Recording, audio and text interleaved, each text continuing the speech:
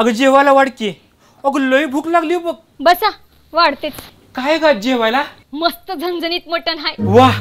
ज्वारीची खुसखुशीत भाकरी हाय. वय. मऊ क्षार भात आणि त्यावर शुद्ध तुपाची धार हाय. अगं मग वाढ की लवकर. वाढतेच.